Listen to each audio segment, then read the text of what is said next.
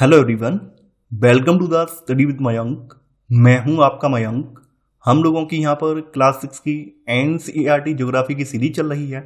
आज आपका यहां पर अध्याय चौथा है। यहां पर हम लोग मानचित्र के बारे में पढ़ेंगे। तो चलिए स्टार्ट करते हैं आज का वीडियो। देखते हैं हमें क्या क्या डिस्कस करना है यहाँ पर। जैसा कि आप सभी लोग जानते हैं, भूगोल विषय में मानचित्रों का एक विशेष महत्व है। यानी कि पूरा का पूरा जो भूगोल है ये मानचित्रों पर ही निर्भर है। बिना मानचित्र के हम भूगोल विषय का अध्ययन नहीं कर सकते हैं। तो भूगोल विषय को अगर हमें अच्छे से जानना है तो हमें मानचित्रों को पढ़ना और उसका अध्ययन करना भी आना चाहिए कि मानचित्रों को हम कैसे पढ़ेंगे, मानचित्रों के क्या क्या उपयोग हैं, कौन कौन से प्रकार के मानचित्र होते हैं, मानचित्रों में कौन कौन सी दिशाएं होती हैं। तो ये सब चीज़ें हमें पता होनी चाहिए। तो मानचित्र के इस विषय में हम यहाँ पर अध्याय में डिटेल में डिस्कस करने वाले हैं। हम लोगों ने पहले के जो अध्याय हैं यानी कि प्रथम अध्याय में ये पढ़ा था कि पृथ्वी की जो आकृति है ये पूरी तरह से गोल नहीं है बल्कि भू आब के आकार की है और पृथ्वी जो अपने ध्रुवों पे चपटी हुई है और मध्य में थोड़ी उभरी हुई है। तो पृथ्वी का पूरा अध्ययन करने के लिए हम इसके एक मॉडल का सहारा लेते हैं और इसके मॉडल को हम ग्लोब के नाम से जानते हैं। तो ग्लोब पर पृथ्वी को दर्शाया जाता है। ग्लोब पर जो है पृथ्वी पर जैसे स्थान मौजूद हैं यानी जहाँ पर महासागर या महाद्वीप मौजूद हैं, ठीक वैसे ही ग्लोब पर भी इन सबको दर्शाया जाता है। लेकिन ग्लोब पर जो जानकारी दर्शाई जाती है वो जानकारी अपने आप में पूर्ण या पर्याप्त नहीं होती है। ग्लोब पर जो बहुत सारी बारीक जानकारी होती है वो छूट जाती है। जैसे किसी शहर के बारे में, किसी गांव के बारे में, किसी शहर के मैप के बारे में, किसी गांव के मैप के बारे में, या किसी राज्य या किसी देश के मैप के बारे में, या फिर वहाँ की जो विशिष्ट मैप है उनके बारे में बहुत सारी चीज़ें छूट जाती हैं। तो बहुत सारी चीज़ें हम ग्लोब में मिस भी कर देते हैं। तो ग्लोब जो है हमें पृथ्वी के बारे में तो हमें जानकारी देता है, लेकिन हमें किसी स्थान विशेष के महत्व के बारे में, किसी स्थान विशेष के विशिष्ट मैप के बारे में जानकारी में से नहीं मिल पाती है। अगर हमें इन सब चीज़ों की जानकारी प्राप्त करनी है तो हमें मानचित्रों का उपयोग करना पड़ता है। तो मानचित्रों से हमें देश के बारे में, राज्यों के बारे में, जिलों या शहरों या फिर गांव के बारे में, ये सब चीज़ों की जानकारी हमें मिल जाती है। मानचित्र जो है पृथ्वी की सतह या फिर इसके एक भाग का पैमाने के माध्यम से, यानी कि मानचित्र में पैमाना होता है तो पैमाने के माध्यम से चपटी सतह पर खींचा गया चित्र होता है। और मानचित्रों से हमें ग्लोब की अपेक्षा ज़्यादा जानकारी प्राप्त होती है। मानचित्रों पर स्थलाकृतियों को, सड़कों को, रेल मार्गों, नगरों और गांव आदि को भली भांति रूप से दर्शाया जाता है। देखिए, जब बहुत सारे मानचित्रों को एक साथ रख दिया जाता है तो एटलस बन जाता है। यानी जब बहुत सारे मानचित्रों को एक साथ किसी बुक में कंपाइल कर दिया जाता है तो एक एटलस वाली किताब तैयार हो जाती है। इसे एटलस कहा जाता है। अब यहाँ पर मानचित्र के प्रकार बताए गए हैं। देखिए, वैसे तो मानचित्र कई प्रकार के होते हैं, लेकिन यहाँ पर 3 प्रमुख प्रकार के मानचित्रों के बारे में बात की गई है, जिसमें पहला मानचित्र का प्रकार है भौतिक मानचित्र। भौतिक मानचित्र में पृथ्वी की जो प्राकृतिक आकृतियां हैं, जिनमें पर्वत, पठार, मैदान, नदी या महासागर या फिर महाद्वीप वगैरह शामिल हैं, इन सबको दर्शाया जाता है। तो इनको भौतिक या फिर उच्चावच मानचित्र कहा जाता है। अगले प्रकार के मानचित्रों में राजनीतिक मानचित्र आ जाते हैं। तो राजनीतिक मानचित्रों में राज्यों के बारे में, नगरों या शहरों या फिर जो गाँव वगैरह हैं या विश्व के अन्य देश या उनके जो राज्य हैं उनकी सीमाओं को दर्शाया जाता है। तो ऐसे जो मानचित्र होते हैं उनको राजनीतिक मानचित्र कहा जाता है। एक अगले प्रकार का मानचित्र जो है वो है थीमेटिक मानचित्र। तो थीमेटिक मानचित्र जो है कुछ विशिष्ट प्रकार की जानकारियां प्रदान करते हैं, जैसे कि सड़क का मानचित्र है, या फिर जो आपकी रेल लाइन है, रेल लाइन का जो जाल है उसका मानचित्र दे रहे हैं, वर्षा का मानचित्र दे रहे हैं, वन का दे रहे हैं, या फिर किसी उद्योग वगैरह का या इंडस्ट्रियल एरिया का मानचित्र दे रहे हैं। तो ये सब जो मानचित्र दर्शाए जाते हैं इनको थीमेटिक मानचित्र माना जाता है। अब यहाँ पर मानचित्र के घटक बताए गए हैं। देखिए, मानचित्र के 3 प्रमुख घटक होते हैं। इनमें दूरी, दिशा और प्रतीक शामिल हैं। इन तीनों से मिलकर मानचित्र तैयार होते हैं। दूरी की अगर हम बात करें तो जैसा कि आप लोग जानते हैं, जब हम मानचित्र पर किसी विश्व के स्थान का या विश्व के किसी देश का या 2 राज्यों के बीच का या 2 स्थानों के बीच का मानचित्र तैयार कर रहे होते हैं तो उस समय सबसे इंपॉर्टेंट फैक्टर होता है जो स्थानों के बीच की दूरी है, वो जैसी वास्तविक दूरी है वही दूरी हम मानचित्र पर भी इंगित करें, जिससे कि जब भी कोई व्यक्ति मानचित्र का अध्ययन करे तो उसे पता चल जाए कि कितनी दूरी पर यह मानचित्र खींचा गया है। इससे हमें पता चल जाए कि वास्तविक दूरी 2 स्थानों के बीच की कितनी है। तो कई बार क्या होता है कि जब हम किन्हीं बड़े स्थानों का जब मानचित्र तैयार कर रहे होते हैं, कह सकते हैं किसी बड़े स्थान का या किसी बड़े क्षेत्र का मानचित्र हम तैयार कर रहे होते हैं, तो हम छोटा पैमाना इस्तेमाल करते हैं। यानी जो स्केल का साइज है वो छोटा इस्तेमाल करते हैं, जिससे कि बड़े स्थानों के बीच की दूरी है उसमें आराम से एडजस्ट हो जाए। जैसे मान लेते हैं यहाँ पर 2 स्थान है, एक स्थान ए है और एक स्थान बी है। इन 2 स्थानों की दूरी, बीच की दूरी जो है कितनी है, ये 500 किलोमीटर है। इनके बीच की दूरी 500 किलोमीटर है। अब इसको हमें मानचित्र पर दर्शाना है तो हम लोग क्या करेंगे, यहाँ पर छोटा पैमाना लेंगे। यानी हमने क्या किया, हमने मान लेते हैं कि 1 सेंटीमीटर जो है हमारा 100 किलोमीटर के बराबर है। तो हम क्या करेंगे, जो मानचित्र पर इन दो स्थानों को दर्शाएंगे उनके बीच में 5 सेंटीमीटर की रेखा डाल देंगे और साइड में कहीं लिख देंगे, जैसे यहाँ पे लिखा हुआ है कि 1 सेंटीमीटर 10 मीटर के बराबर है, ऐसी साइड में लिख देंगे तो पता चल जाएगा कि इन दो स्थानों के बीच की दूरी कितनी है, 500 किलोमीटर है। तो वही सब चीजें यहाँ पे बताई गई हैं कि मानचित्र जो है छोटे पैमाने पर खींचे जाते हैं ताकि स्थानों के बीच की दूरी जो है ये वास्तविक रहे।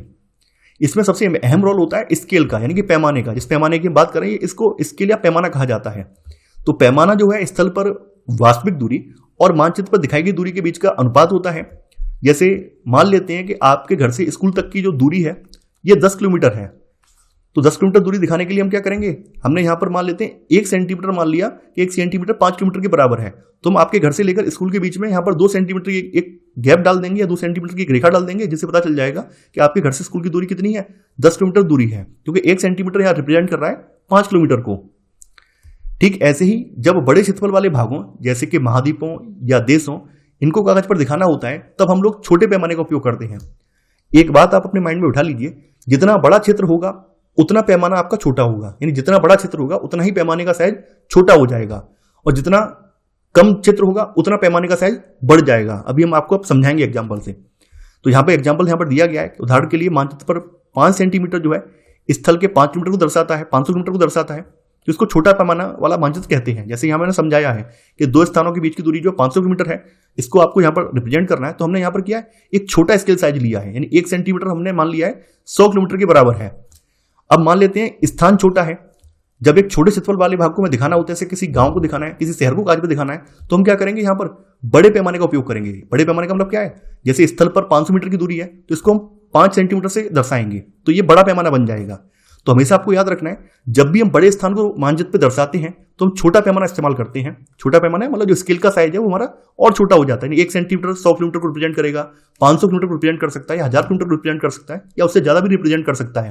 लेकिन जितना छोटा क्षेत्र होगा उतना ही पैमाना हमारा बड़ा होगा। यानी हो सकता है हमारा 1 सेंटीमीटर 1 किलोमीटर को रिप्रेजेंट करता हो, 10 किलोमीटर को रिप्रेजेंट करता हो, ऐसा भी हो सकता है ना। तो यहाँ पर वही चीज बताई गई है। तो इस प्रकार के जो मानचित्र हैं इनको बड़े पैमाने वाला मानचित्र कहते हैं, और बड़े पैमाने वाले जो मानचित्र हैं एक छोटे पैमाने वाले मानचित्र की अपेक्षा अधिक जानकारी प्रदान करते हैं। देखिए, जितने छोटे क्षेत्र का मानचित्र तैयार किया जाएगा उसमें उतनी ही चीजें ज्यादा होंगी, और जितना बड़े क्षेत्र का मानचित्र तैयार किया जाएगा तो वहां पर प्रमुख प्रमुख चीजों को दिखाया जाएगा, और बाद बाकी जो गौड़ चीजें होंगी या जो छोटी चीजें होंगी उनको छोड़ दिया जाएगा। तो बड़े पैमाने वाले मानचित्र जो है ये छोटे पैमाने वाले मानचित्र की अपेक्षा अधिक जानकारी प्रदान करते हैं, ये बात आपको ध्यान रखनी है। इसके अलावा दिशा का एक अहम रोल होता है। देखिए, जब भी आप किसी नक्शे को देखते हैं तो सबसे पहले आपके मन में ये आता है कि नक्शा किस साइड से देखना है, इसमें दिशा कौन सी है, उत्तर दिशा है, दक्षिण दिशा है, कौन सी दिशा से हमें नक्शा दिखना है। तो कभी भी आप देखेंगे, कोई भी नक्शा उठाकर देखें तो वहां पर एक एरो बना होगा इस तरह से, और ये एरो ये इंगित करता है कि ऊपर वाली जो दिशा है उत्तर दिशा है। और जैसे ही हमें उत्तर दिशा का ज्ञान हो जाता है तो हमें बाद बाकी दिशाएं पता चल जाती हैं कि इस साइड में इसका पूर्व होगा, इस साइड में इसका पश्चिम होगा, और नीचे की तरफ दक्षिण होगा। जैसे कि आप यहाँ पे मानचित्र में देख पा रहे हैं, यहाँ पर एक एरो बना हुआ है और एन लिखा हुआ है। एन का मतलब ऊपर की तरफ नॉर्थ है। तो कोई भी मानचित्र हो, मानचित्र में दिशा बहुत इंपॉर्टेंट होती है। बिना दिशा के हम मानचित्र को नहीं देख सकते हैं। तो अधिकतर मानचित्रों के ऊपर दाहिनी तरफ तीर का निशान बना होता है। जैसे यहाँ पर देखो, यहाँ पर नीचे बना है, नीचे की तरफ बना है, तो दाहिनी तरफ एक तीर का निशान बना हुआ है जिसके ऊपर उत्तर लिखा होता है, यानी यहाँ पर भी नॉर्थ लिखा है। तो यह तीर जो है उत्तर दिशा को रिप्रेजेंट करता है, और इसको उत्तर रेखा भी कहा जाता है। जब हमें उत्तर दिशा का ज्ञान पता चल जाता है तो बाद बाकी दिशाएं भी हम फाइंड आउट कर लेते हैं। तो इसकी सहायता से हम आसानी से दक्षिण, पूर्व और पश्चिम दिशाएं आसानी से फाइंड आउट कर लेते हैं। जो आपकी उत्तर, दक्षिण, पूर्व, पश्चिम, ये चारों जो दिशाएं हैं ये प्रधान दिग्बिंदु कहलाती हैं। इनको प्रधान दिग्बिंदु कहा जाता है। और जैसा कि आप लोग जानते हैं, दिक्सूचक या फिर कंपास एक ऐसा यंत्र है जिसकी सहायता से हम मुख्य दिशाओं का पता लगाते हैं। ये कंपास की जो सुई होती है, कंपास की सुई स्वतंत्र छोड़ने पर ये उत्तर दक्षिण दिशा में रुक जाती है। तो कंपास के जरिए हमें उत्तर दक्षिण दिशा का ज्ञान पता चल जाता है, और बाद बाकी दिशाएं इसकी मदद से हमें आसानी से फाइंड आउट कर लेते हैं। इसके बाद आ जाते हैं प्रतीक या सिंबल्स। तो जैसा कि आप लोग जानते हैं, मानचित्र में हम जो हमारे रियल लाइफ के स्थान है, वास्तविक स्थान है, उनको तो हम फोटो के रूप में नहीं दिखा सकते हैं, या फिर अगर उनको दिखाने का प्रयास करेंगे तो मानचित्र बहुत जल्दी भर जाएगा, मानचित्र में स्पेस नहीं बचेगा। तो हम लोग क्या करते हैं, उनके स्थान पर प्रतीक या सिंबल का इस्तेमाल करते हैं। जैसे आपने देखा होगा, हॉस्पिटल का साइन इस तरह का होता है, प्लस का साइन हॉस्पिटल का होता है ना। कई बार आपने देखा होगा बहुत सारे साइन है, रेलवे लाइन का इस तरह का साइन आपको देखने को मिलेगा, ये रेलवे लाइन की पटरी का साइन होता है। सड़कें पक्की हैं या कच्ची हैं, पक्की सड़क का साइन डबल डंडे से दिखाया जाएगा। कच्ची सड़क का साइन जो है डबल डॉट में ही जो आपकी लाइन है गैप वाली उससे दिखाया जाएगा। सीमा का साइन इस तरह से दिखाया जाएगा, है ना। नदी, कुआं, तालाब, नहर या पुल, उनका साइन इस तरह से दिखाया जाएगा। जो आपके धार्मिक स्थल है जैसे मंदिर है, गिरजाघर है, मस्जिद या छतरी है, उनके साइन इस तरह से दिखाए जाएंगे। पोस्ट ऑफिस को शॉर्ट में पीओ लिखा जाएगा, पोस्ट एवं टेलीग्राफ ऑफिस को पीटीओ और पुलिस स्टेशन को पीएस लिख दिया जाएगा, जिससे आपको पता चल जाएगा कि यहाँ पर ये स्थान है। जैसे पेड़ हैं या घास हैं, यानी कि हो सकता है यहाँ पे आपका वन वाला एरिया हो तो उसके लिए पेड़ दिखा दिए जाएंगे, जो आपके खेती वगैरह वाले स्थान होंगे उनके लिए घास दिखा दी जाएगी, तो इससे पता चल जाएगा कि ये स्थानों पर ये चीजें मौजूद हैं। ठीक है, कई बार क्या होता है कि हम लोग कहीं नई जगह पर जाते हैं, जैसे मान लेते हैं कि अब तो गूगल वगैरह का चलन है, अब तो गूगल ने बहुत सी चीजें आसान कर दी हैं कि हम हाल गूगल पे सर्च कर लेते हैं, देख लेते हैं, पूछ लेते हैं। लेकिन आज से पहले जब गूगल का चलन नहीं था तब क्या होता था, तब लोग ऐसे नक्शे रख के ले जाते थे और जो भी साइड में, रोड के साइड में सिंबल लगे होते थे, उन सिंबल्स की मदद से लोग पहुंचते थे कि यहाँ पर ये स्थान है, यहाँ पर ये स्थान है।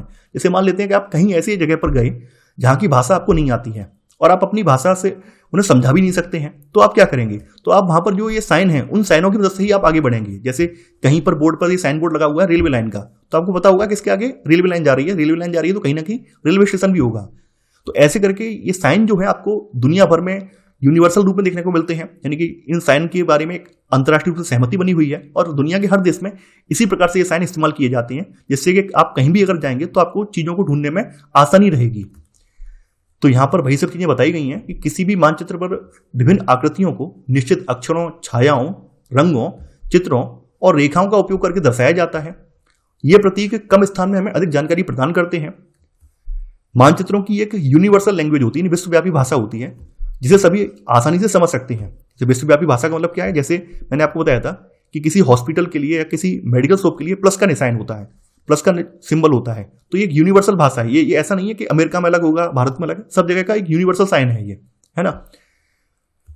इन प्रतीकों के उपयोग के संबंध में एक अंतर्राष्ट्रीय सहमति भी बनी हुई है। इन्हें रूढ़ प्रतीक कहा जाता है, इनको रूढ़ प्रतीक भी कहा जाता है। जैसे उदाहरण के लिए बताया गया है कि सामान्यतः जो नीला रंग है, तो नीले रंग का इस्तेमाल जलाशयों के लिए, भूरा रंग जो है पर्वतों के लिए, पीला रंग जो है पठारों के लिए और हरा रंग मैदानों को दर्शाने के लिए किया जाता है। इसके बाद आ जाता है रेखा चित्र, स्केच। देखिए, जिस तरह से मानचित्र पैमाने पर बनाए जाते हैं, मानचित्र को बनाने के लिए हमें दिशा, दूरी और प्रतीक चिन्ह, इन सब का हम प्रयोग करते हैं, तब हम मानचित्र तैयार करते हैं। रेखा चित्र क्या है, रेखा चित्र आपके स्वयं के ऑब्जर्वेशन पर आधारित होता है। अब जैसे मान लीजिए कि आप अपने दोस्त को, जैसे आप किसी विद्यालय में पढ़ते हैं या कहीं किसी कंपनी में जॉब करते हैं और आपको समझाना हो कि हमारा घर यहाँ से कितनी दूर पड़ रहा है, आप हमारे घर कैसे, उसे इन्वाइट करते हैं कि आपको हमारे घर आना है, तो आप क्या करेंगे, कागज पर, एक रफली कागज पर आप अपने जो आपकी ऑब्जर्वेशन है उस ऑब्जर्वेशन के आधार पर एक रेखाचित्र तैयार करते हैं, जिससे कि वो आपका दोस्त है, आपका जो सहपाठी है, आसानी से समझ जाए कि आपका घर का रास्ता आपके स्कूल से या आप जहाँ पे जॉब कर रहे हैं वहां से कितनी दूर है। तो इस तरह के जो मानचित्र होते हैं जो आपके ऑब्जर्वेशन पर आधारित होते हैं, याददाश्त पर आधारित होते हैं, तो वो मानचित्र रेखाचित्र कहलाते हैं। तो रेखाचित्र एक आरेखण है जो पैमाने पर आधारित ना होकर आपकी याददाश्त और जो स्थानीय प्रेक्षण है इस पर आधारित होता है। जैसे आज के समय में तो गूगल का चलन है, गूगल मैप है।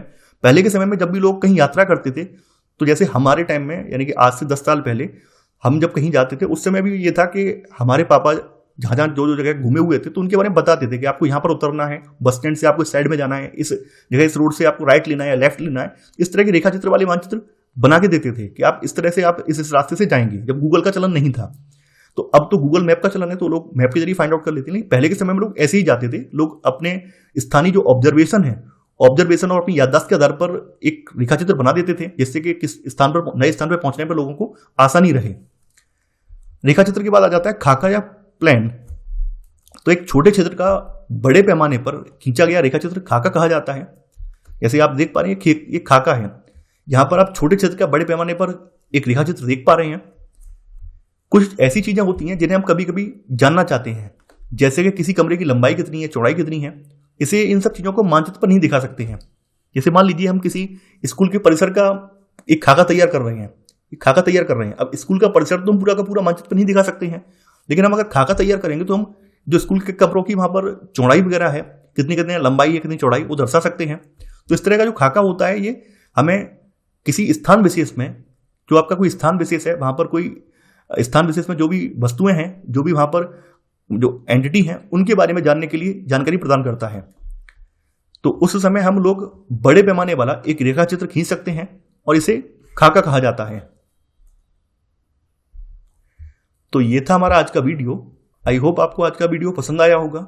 आप लोग इस वीडियो को लाइक और शेयर करना बिल्कुल मत भूलिए। तो आज के लिए बस इतना ही। Thanks for watching. जय हिंद।